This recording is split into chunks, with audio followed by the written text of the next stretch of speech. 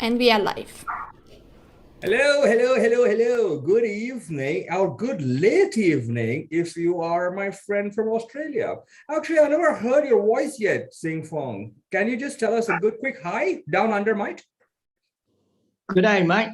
Hey, good night. There you go. You just made my day. Welcome, sir. Welcome. So yes, I've heard from the rest of you, those who already introduced yourselves. So today's program, this mini workshop, well, about 45, 50 minutes, is titled Acquire.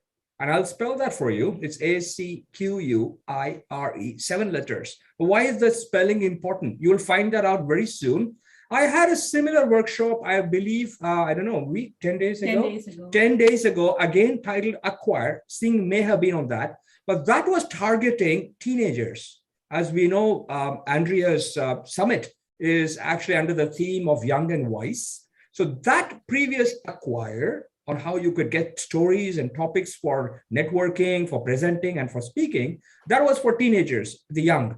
Today, I have a modified version of Acquire, which is for working professionals and adults. Okay, so we're going to have some fun with this. Before that, I would like all of us to get a little warmed up with some thinking, getting our brain cells activated. Like I tell many of my trainees, do not outsource thinking.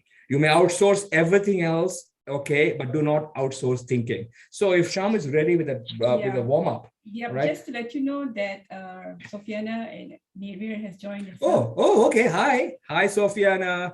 Hi, Nirvir. I believe you have some guests at home. You Hi. Oh, you did Hi, say Jai. Hi, Shyam. Welcome. Thank Good to have you you. guys. Yeah, hi. All right, here's the warm-up activity. And this is going to be fun, guys, believe me. Now, what are you going to see on the screen? I think Sham is sharing it. Yep. Yeah. These are everyday announcements that you hear on either your trains, MRT, LRT, KTM, or even on a flight or a plane. You would remember these and you recall this. What I want all of you to do is to read these announcements and tell me, how would you adapt something similar in your line of work or business? In the sense, this is the concept. I'll give an example. Sham, can you read the first one? Please put your own mask on first before assisting anyone under your care. Right. Now, first tell me, give me a thumbs up or shout out a yes if you've heard this many times on a plane. Ding! Ladies and gentlemen, please put your own mask on first before assisting anyone in your care. Ding! Thank you. Right. Or thank you. Ding! Okay. You of course heard this. Now, my question to you is just to get some creative thinking going. How can you adapt this line of thought at work? Any answers? Singh maybe, or anybody else? Obviously, we're not going to talk only about putting a mask on first, right? But a similar line of thought in business or coaching. Geeta, maybe. Sorry, I'm just getting my dinner warmed up. Oh, okay. No worries. We're also getting all of you warmed up. All right. You want me to give you a hint? Yep. Okay. What is the meaning of put your own mask on first before assisting anyone in your care? Anyone has an answer? First, what's the meaning? Care for yourself first. Brilliant. Who was the answer just now? Who said that?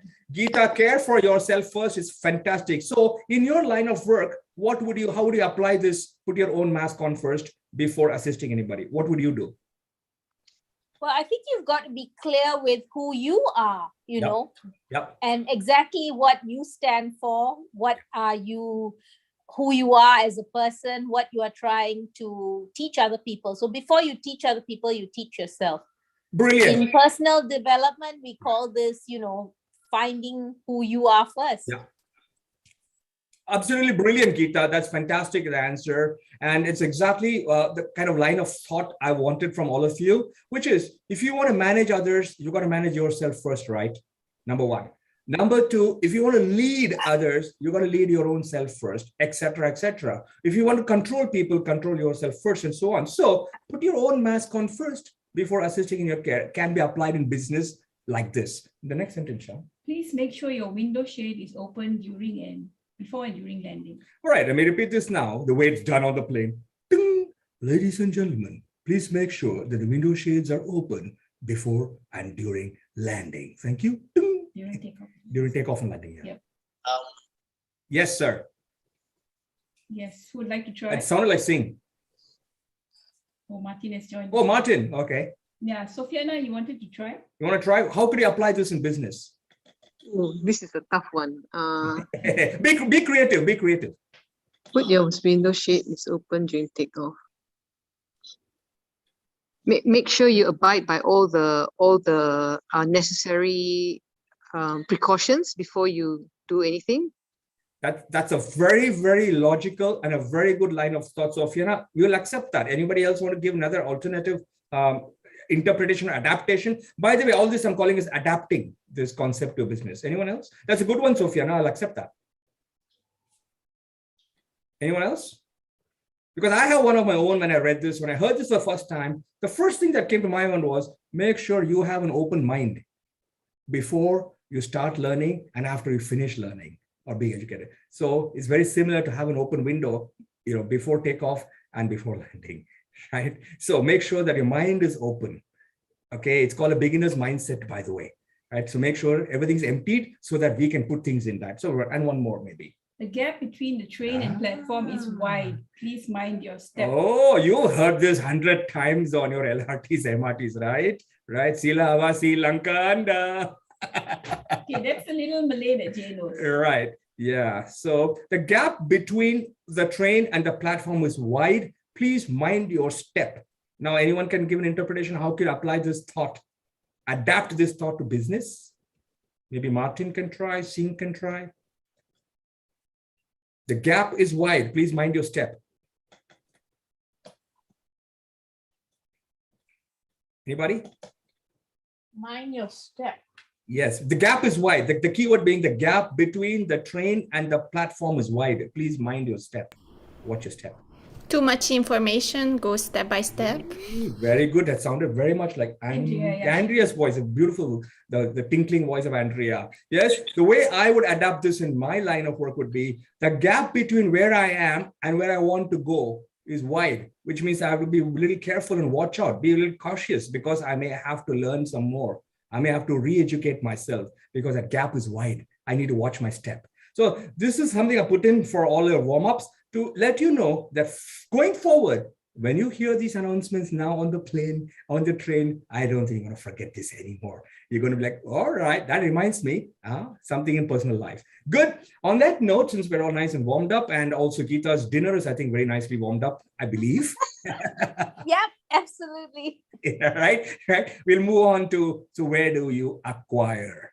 Okay, where do you acquire your short story examples, which you can use for your presentations in business? The first one is A for adaptation. Right. So let's go now. Remember, I told you it's going to be ACQUIRE. Now, this is for professionals and for adults. First one is adaptation, which is why my warm-up activity recommended that you adapt those daily addresses, those daily announcements to your business and your profession. So first was adaptation. The second line on that, adaptation? To fast-changing market trends. To fast-changing market trends. That's how you keep going forward and finding stories and case studies, right? Let me give an example from where I am right now, Bangalore in South India. Now, during this current environment and all these codes of conducts and protocol, one of the things that our apartment building has done, by the way, to let you know, where we stay, Sharma and I, we are on the second floor of a 19-floor high apartment block building, right? Second floor. But the elevator, just outside the elevator, when you go down to the ground floor, there is a pedal foot-operated hand sanitizing dispenser. Let me just have you visualize this. You go down to the ground floor. As soon as the elevator door opens and you step out, on the side, there is a foot or a pedal operated hand sanitizing machine. Any guesses why they have done that and they've adapted to this situation? How they have so beautifully adapted? Why do you think they have that? Contactless. No, they have it because of some contact. What contact you think would be? Remember I said it's outside the elevator door. Just outside the elevator door. Why would they need it? Oh, when you press the buttons, no? Yes, absolutely right. So because of that, what happens is it gives us a lot of reassurance. We feel safe We feel like, all right, well, this should be good. We may have to press that button, but when we step out, we just, and we don't even, press it with our, the sanitizer with our hands, right? It's foot operated. Now that's an example of adaptation at work. Another adaptation we have is, we have what we call home delivery services available for daily needs, groceries, etc., where we live right now, right?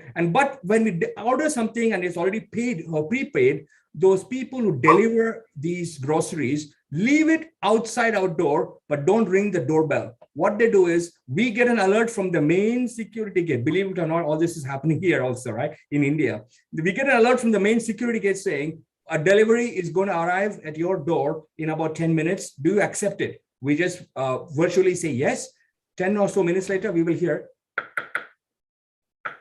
on our door. When we open it, nobody is there, but our whatever we ordered is kept on the floor near our entrance. They have left. They live. So that's an adaptation example.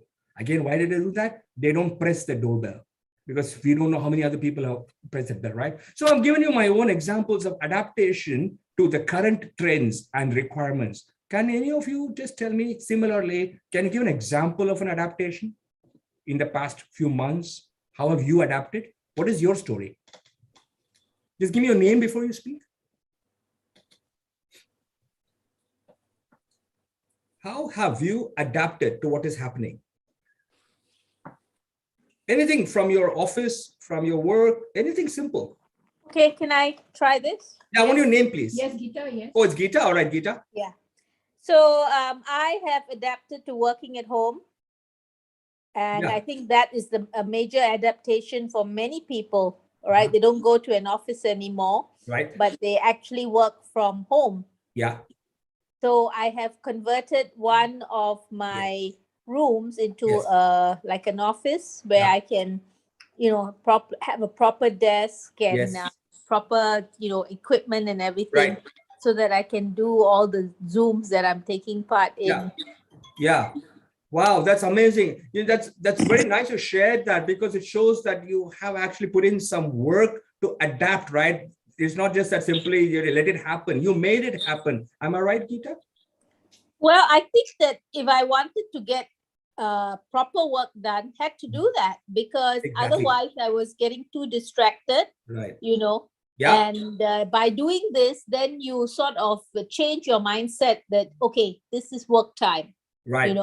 And sit down and do your work. Yes, exactly. So that's exactly what this mini workshop is all about, ladies and gentlemen. It's where do you find those little 2-minute stories to share with people when you meet them for the first time, or when you are caught with somebody, maybe in an airport lounge or a hotel lobby, and you're to talk about something. ACQUIRA, just remember adaptation. Go up to somebody and say, hey, how are you adapting to what's happening? Here's what I'm done. So that's adapting. Number 2, Sham. Collaboration, C. For strategic business expansion and outreach. Very good. So now, the C is collaboration for strategic business expansion and for outreach. Let me give you an example. I have a very dear friend of mine who actually happens to live in the same community that I'm in right now with Charm. And he has started a project, a program, or his own little business called Alternative Education. It's called AltEd, ALTED. He calls it AltEd. Now, what's amazing about this AltEd program that he has conceived is, or conceptualized, is has me on board as the communication and presentation skills facilitator among a pool of 6 or 7 other trainers with their SMEs, subject matter expertise. But this collaboration that I've been actively involved in with this friend of mine in the past 2 years, especially in the current environment, has actually helped us increase or expand my outreach, which I could not have done alone. Through him, I have been in touch with so many other children. For example, many of our programs are targeting teenagers. Andrea would be interested to know that we do a lot of communication skills for teenagers. Our youngest students, 8 years old. And we go all the way up to around 18 and 19, right? But this is only because of this collaborative synergy, which is a very good word, by the way, synergy, that my friend and I have formed in the past 2 years or so, right? And that's in my story. I want to hear what's your story in collaboration. Anybody would like to share, where have you recently collaborated with anybody? Yes, we are doing that with Andrea. We all know that the Global Empowerment Summit is collaboration, of course. But apart from that. Okay, can I also come in here? Sorry, is there anybody else who wants to go first? Let them go first then. Yeah, of course. Few of you can share.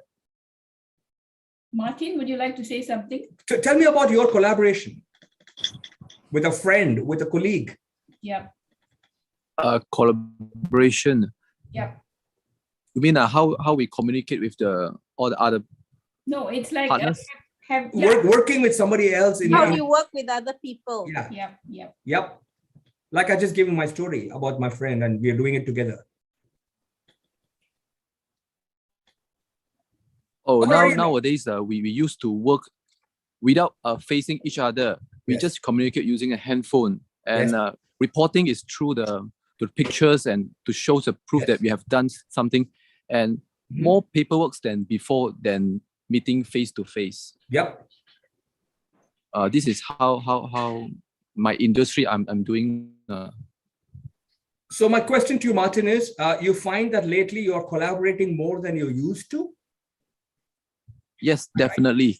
Oh, nice. That's the thing I wanted to hear from some of you, because the three important keywords in the going forward in the 21st century, especially in the 2022 and 23 onwards, the three keywords are going to be collaboration, creativity, and communication. Let me repeat that.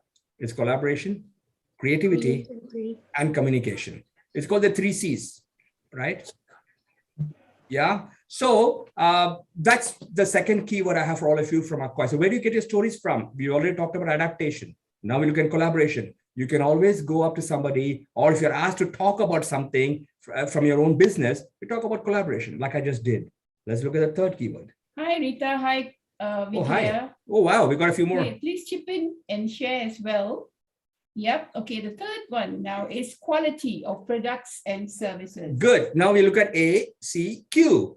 The Q comes with quality of products and services. And more so than any other time in the past, customers have become increasingly sensitive. Clients have become increasingly more so than any other part. Why do I say that? Because now more than any other time, they feel a very desperate need to feel as if their needs are met. Because that's important. And as service providers, you and I, whatever, even if you're running your own business, solutions we provide, customers are going to look at, all right, in a highly competitive, cutting edge world today, all right, are we able to focus on the quality of what we offer, our products and services? I'm going to share my little story for a few minutes about my experience in Japan. Now, many of you may not know that I lived and I worked in Japan for nearly 17 years. Yep. All right. It was in my late 20s and early or mid 30s. I was there, which is where I was detected with my condition I have. I started going blind when I was in Japan. Right. So while I was there, I came to understand a very powerful concept I will share with all of you today on the quality of products and services. And this powerful concept, according to the Japanese and the way they do business, has got two parts. And the first one is the obvious quality, which is called functional quality. I'll give you examples, don't worry. Okay, we'll talk about it, we'll discuss this. The obvious quality called the functional quality. And the second part is the pleasing quality or the aesthetic quality.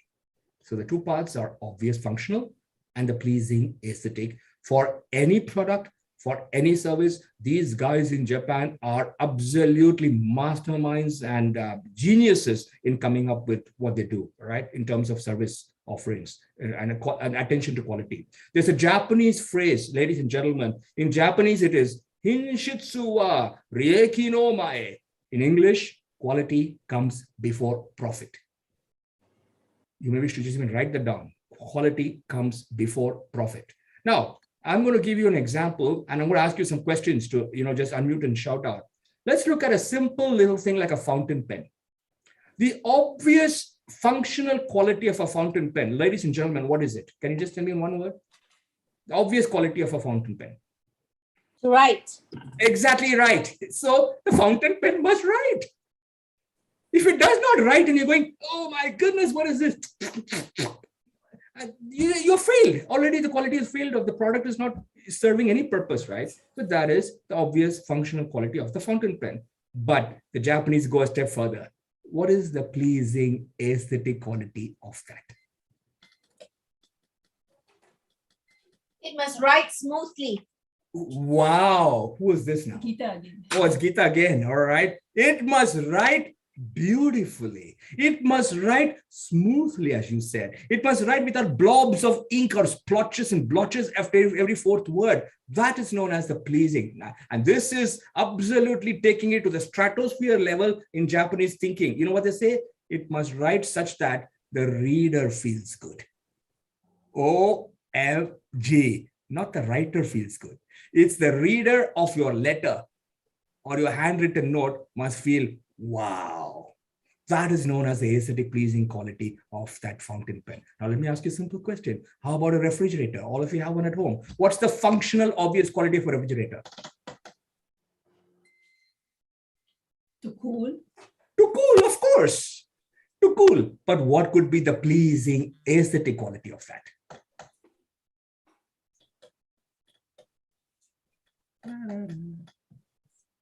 What could it be? Sabrina, would you like to try? Yeah, I mean, take a shot at it. It's no right or wrong answers. It's just getting you guys to think a bit. Don't outsource thinking. Remember what I said? Or sin? Yeah, see, the obvious quality of a refrigerator is it has to cool. But what is the pleasing aesthetic quality? Yeah, you may of course say, wow, it must look good. Of course, that's true. It must have no sharp edges. It must be safe, all that. Well, the Japanese take it a level higher. They say it must cool evenly. I must not have one shelf which is freezing cold, one shelf which is barely cool. It has to be checked so that even cooling, whatever kept on the shelves, right? Now, let me give the last example. Telephone.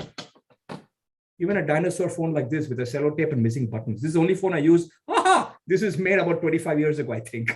This is the only phone I use now. It's a Nokia E5, right? What is the obvious quality of a phone, ladies and gentlemen?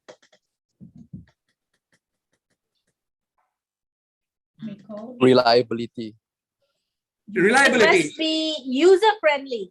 The obvious quality is that you're able to make a call. That's it. And that you're able to receive a call or send text messages. Now let's come to the pleasing aesthetic quality. What could that be now? Take pictures. It must make sure there's no static noise within the phone itself. It must make sure that the microphone is clear, that the earpiece is clear, that everything's of high quality. So this is what the Japanese believe in these two components of quality, right? And my final one, this is my favorite one, and you guys will love it. What is the obvious quality of a receptionist at the reception desk? I love it. What is the obvious quality of the receptionist at a reception desk? Walk into what does she do? Hotel, the department store, wherever you walk in. What is the obvious quality? Beautiful voice. A beautiful voice, that's a pleasing quality.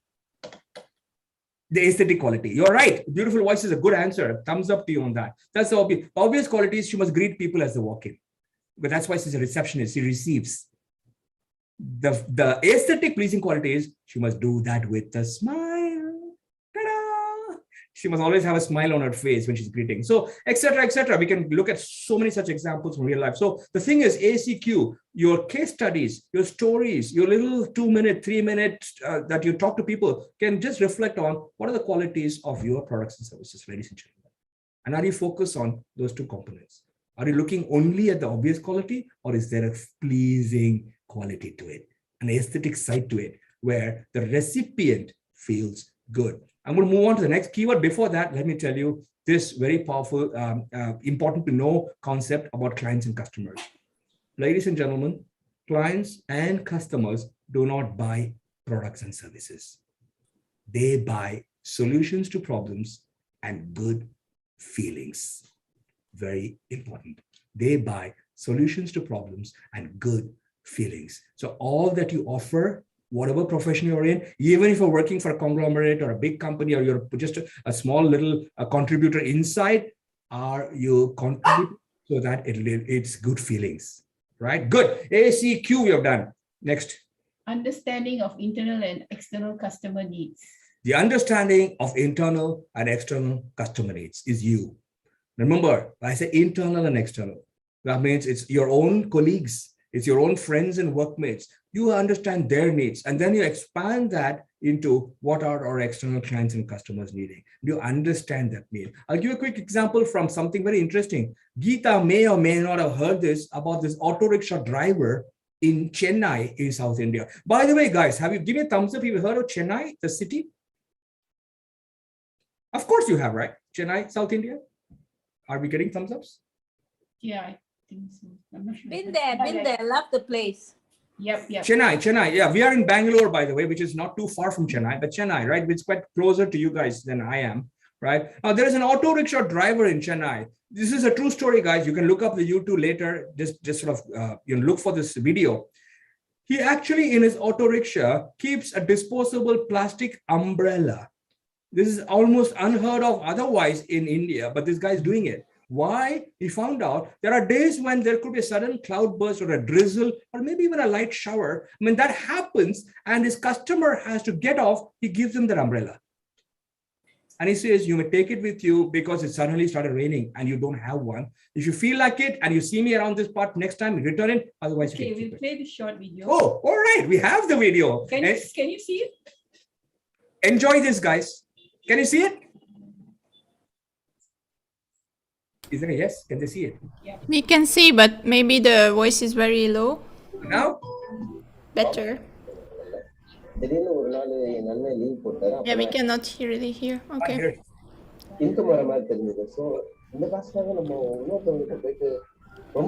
One second. Can you pause 1 second? Okay, go on. Yeah, I wanted to say he's in Tamil, so you don't worry if you can't hear. Just see it. It's all in Tamil. 30 minutes தான் என்னோட ஆர்டரை travel பண்ணும். So இந்த travel டைமிங்கில் உங்களுக்கு என்ன மாதிரியான விஷயங்கள் கொடுக்கலாம் வித்தியாசமா அப்படின்னு தெரியல. ஒரு 8 news paper, 35 magazines, tablet, iPad, laptop, TV, contest, token, இந்த மாதிரி நிறைய விஷயங்கள் வண்டிக்குள்ள. We did pause and ask some questions. Yeah. Guys, don't worry. Customers எல்லாருக்குமே சேஞ்ச் ப்ராப்ளம் இருந்துச்சு. சோ அதனால ஸ்வைப்பிங் மிஷின் கொண்டு வரலாம். Now it's good. Oh, you can hear it. Okay. என்னோட ஒரு Tamil though. மணி கூட சின்ன மணி கூட கவர்மெண்ட்டுக்கு போகுது அப்படின்றதுல வந்து நான் ரொம்ப ப்ரௌடா ஃபீல் பண்றேன். மந்த்லி ஒரு 9,000 rupees என்னோட கஸ்டமர்ஸ்க்காக ஸ்பெண்ட் பண்ணிருக்கேன். இன்கம் இன்க்ரீஸ் ஆகணும் அப்படின்றதுக்காக நான் இதெல்லாம் பண்ணல. அவங்கள சாட்டிஸ்ஃபேக்ஷன் பண்ணணும் அப்படின்ற ஒரு காரணத்தினால தான் பண்ணேன். இதன் மூலமா என்னோட இன்கம் டபுள் ஆயிருக்கு. முன்னாடி எல்லாம் கஸ்டமர்ஸ்க்காக நான் வெயிட் பண்ணிட்டு இருப்பேன். இப்ப கஸ்டமர்ஸ் எனக்காக வெயிட் பண்ண ஆரம்பிச்சிருக்காங்க. I'll tell you what he said. Technology எவ்வளவுதான் வளர்ந்தாலும் ஹியூமன் எலிமெண்ட்டை வந்து யாராலையும் ஜெயிக்க முடியாது. அதனாலதான் என்னோட கஸ்டமர்ஸ் கிட்ட நான் ரொம்ப ஃப்ரெண்ட்லியா இருக்கேன். ஸோ அவங்க எவ்வளவு டென்ஷனோட என் ஆட்டோக்குள்ள ஏறி வந்தா கூட இறங்கும் போது ரொம்ப சந்தோஷமா போகணும் அப்படின்றதுதான் என்னோட எதிர்பார்ப்பா இருக்கும். நான் டெட்ல பேசுவேன்னு நல்லா கனவுல கூட நினைச்சது கிடையாது. Hi. I speak Hindi or English. I speak Hindi. I will try. Okay. 1 2 3 4 5 6 7 8 9 10. Okay. Bhaiya, brother. Dhanyavad. Thank you. Hindi over. Okay.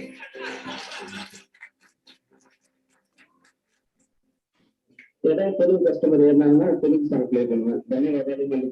So இது எதனால பார்த்தீங்கன்னா நான் ஏதாவது ஆந்திரா, கேரளா, கர்நாடகா, டெல்லி போன்ற பெருசாக போகும்போது அங்கே ஏதாவது ஒரு சின்ன டீ ஷாப்ல தமிழ் சாங் வேணும் என்னோட ஃபீல் இருக்கும். ஸோ அந்த ஒரு ஃபீல் அந்த செகண்ட் அவங்களுக்கு கிரியேட் ஆகணும் அப்படின்ற ஒரு காரணம். ஸோ டெல்லியில பேசுறது அப்படின்றது வந்து டெல்லியில பேசினேன். அதுக்கப்புறம் இங்க சத்தியமங்கலம் இந்த மாதிரி 2 டெட் டாக்ஸ் கொடுத்துருக்கேன். அதுக்கப்புறம் ஒரு சில கார்பரேட் கம்பெனிஸ்ல போய் ட்ரைனிங்கும் கொடுத்துருக்கேன்.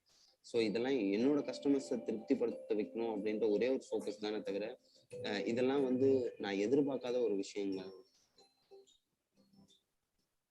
I love my job. Customers வந்து கடவுளுக்கு நிகரானவங்க.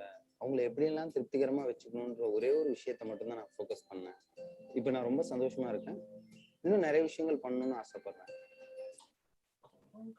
Right, I know a lot of that was in Tamil and the quality of the video may not be very high, but believe me, ladies and gentlemen, when I watched it, and you can of course watch it again, you can source it, I was touched. This simple man, he's an auto rickshaw driver. This is a true story, of course, you watched just now. And he's running this auto rickshaw in Chennai, in South India, and doing all that he did. He said something very impactful and powerful, which I have picked up, which I'll share with you. And that line he said was, Earlier, I used to wait for my customers when I stepped out and was running my auto. Today, customers wait for me. And that is amazing, guys. He says, customers look out to see where I am coming and they'll come to me. And that's exactly the U in acquire, ACQU, which is understanding of internal and external customer needs. Are we doing that in our business? Now, I'm asking you your story. Do you understand your internal and your external customer needs? If yes, you must have a similar story. That's where you can go up and share with people. What is it you do? Because they then can get inspired and maybe even implement some of what you are doing in their own line of work or business. Like what he's doing, I could implement about understanding what a customer does. You want to tell about Japan and how when you buy cake? Yes, this is an amazing story. I mean, it's very short, but I can tell you, when you go to buy a cake in a Japanese department store, usually these cake or confectionaries, etc., are in the basement counters, the basement, sales counters. So you go to the basement, and when you buy a cake, they give you the cake, they pack it in the box, and then they ask you a simple question. And they'll say, in my case, they would say, Jai-san, san being the title of respect, are you leaving right now with the cake? Or are you going to be doing some shopping for some time in this department store? I would say, well, I'm going to do some shopping. How much time, sir? I would spend about half an hour. You know what they do then? They put dry ice around that cake. Sprinkle it. They take it from a little bucket, scoop, put it all around the cake, repack that box and say, this is good to stay fresh for the next 1 hour, sir. Now, amazing. It's really amazing. So there are so many stories I can share. Of course, not in this winning workshop right now, but I have so many that I've collected. The point I'm making is start collecting your own stories, guys. We have covered adaptation. We covered collaboration. We covered quality of your products and services. We have looked at understanding internal and external customer needs. Start maintaining a database, a little handbook, a notebook under each of these keywords. You will be amazed at how entertaining and how engaging a speaker you can become in business. You could be called upon to say something to an audience. You can come up, relate any of these keywords to something that's happening there. Say, here's the story I have. And they'll be touched. Now that's ACQU. I have now looked at I. Innovation. The quick, please read that line. To keep pace with what is relevant. To keep pace with what's relevant today, right? Now, my own story is exactly what's happening now. In the past 1 year, maybe even so in the past 8 months or so, I've had to keep pace with what's required on Zoom calls and Zoom meetings. I've had to innovate. Remember, I told you I'm blind. And my partner helps me with what's happening in the chat box. But I have completely changed the way I create my content. I've had to innovate. In fact, if you're able to see the slides, would you agree, ladies and gentlemen, give me a thumbs up or unmute and say yes, that the slides are not too text intensive? It's not content heavy. You agree? Yes. You agree that there are just a few words, maybe 1 line or 2 lines, and that's usually a very good visual? Yes. That's exactly what I've done in terms of innovation. It was not like this earlier, guys. I used to have far more text intensive slides. Maybe 2 years ago. I completely changed because this is what the world needs today, because we're on Zoom calls. It's known as Zoom fatigue. People get easily, they get distracted, they get disturbed, they get even distorted, disrupted. Things can happen. You can have a thunder, lightning, rain shower, and things can go off. You got to maintain and grab their attention, keep it. You can only do that if you keep on innovating how you do things. You will have your own stories. Tell the story of Singapore Airlines with the 380 Airbus, the restaurant. Yes, somebody who said she was from Singapore. Was it Geeta? Geeta. I'm assuming you know the story, how they innovated. Have you heard it? Because it's very interesting. Is there a photo there? No, I don't have a photo. Yeah. Yeah. Geeta, you know the story? Which story, sorry? You said you were from Singapore, right? Yep. Singapore, you said. Did you know that in the last 2 years or so, airline business have completely gone down? Yeah, of course. Obviously, right? For obvious reasons, of course. And Singapore Airlines used to be such a major player in the market. Yep. One of my favorite airlines, by the way. Okay. Not for the Singapore girl aspect. It's also because they're a fantastic service, and you will know that. They're always totally agree. I've flown them many times. And in the past 2 years, because of what is happening, you know how they innovated? They're Yeah, I know. They've been serving their meals at home, first of all. right? And the other thing is also serving it on their stationary Airbuses and flights. I mean, all their aircraft, they've converted them into little small restaurants also. Absolutely right. That's right. That's what they did. And frequent flyers of Singapore Airlines, the people who are hardcore supporters, or they actually enjoyed the service on the ground because it replicated what was happening on air. And that's a fantastic story about innovation. So my question to all of you is, are you innovating? If yes, can you give me an example of how you are doing it? Anybody would like to share? I just told you mine about how I recreated my PowerPoint. Give me a simple story. Okay, I can say something about that. Yes. I think that I'm a chef and also a good health nutritionist, and I have innovated in the sense that today I run a community which is basically a healthy community. So I have innovated by using my skills. I have a lot of knowledge about health and what are healthy products and all. And I've started to collaborate with suppliers who actually give me organic products and things which are super healthy. Yeah, right. So you find that you realize and you agree that more and more to be, on your, to be on the run and not become outdated or redundant, you have to keep. Of course, you have to be resourceful in everything that you do and know how to pivot at the right time. Yeah, that's the word, pivot, yes. Yeah, like Singapore Airlines did, right? So that was an example to look at, right? And I think all the businesses today, we can see those that are still coming up are those that realized this very fast and started to pivot, like Air Asia.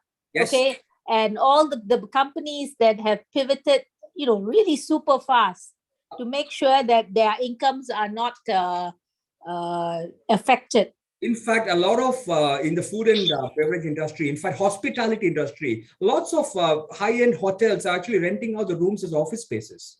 Yeah. You can actually go to the hotel and you don't even have to stay the night. You book it for the day.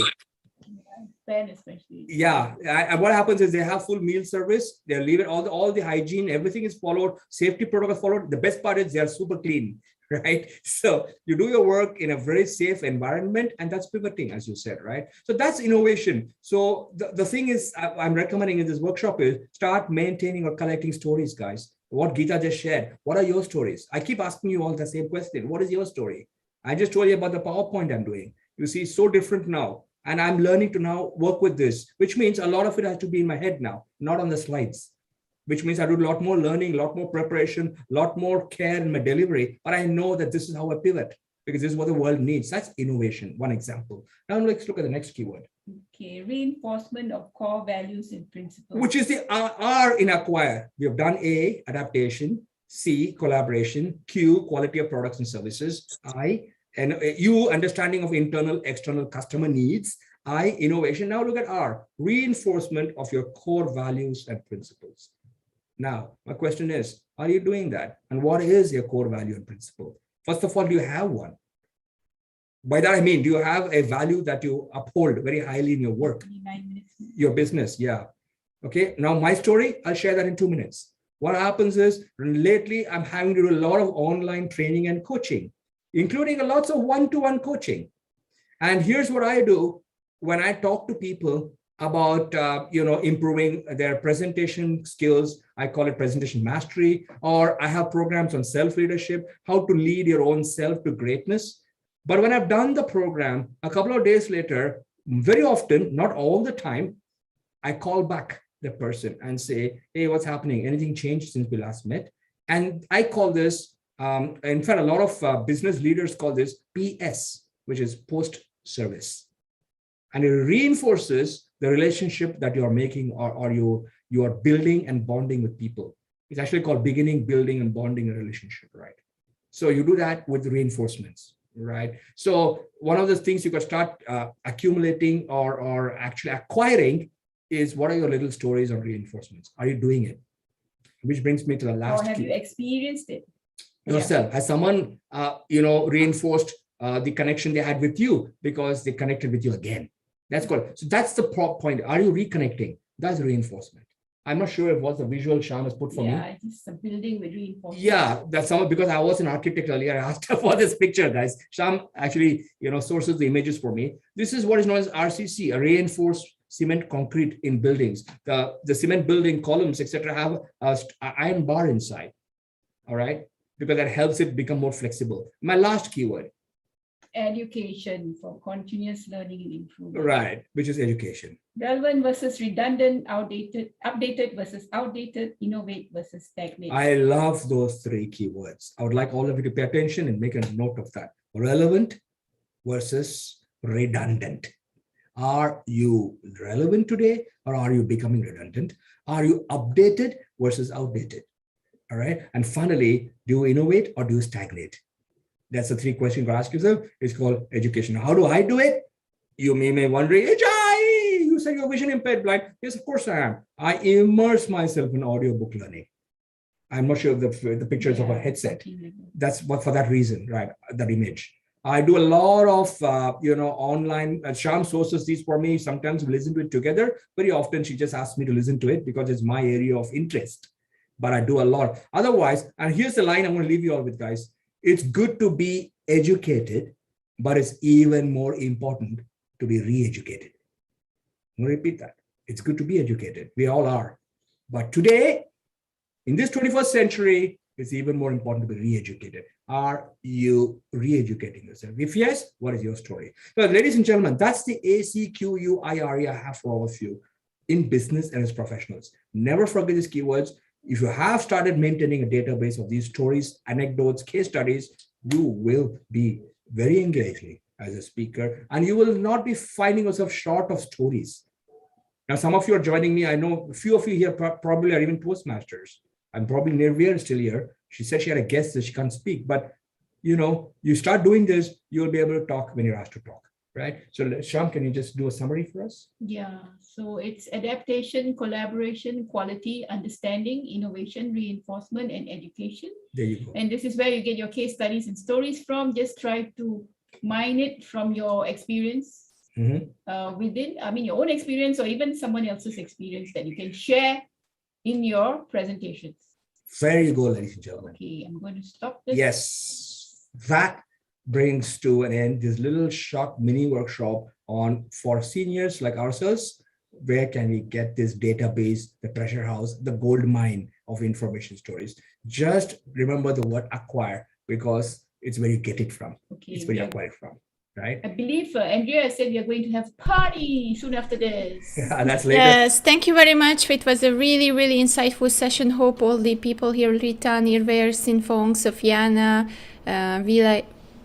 Vijaya and Sabrina, you were enjoying it. So I'm putting here the schedule into the link, into the chat, and you can join the schedule and find out more about the networking party because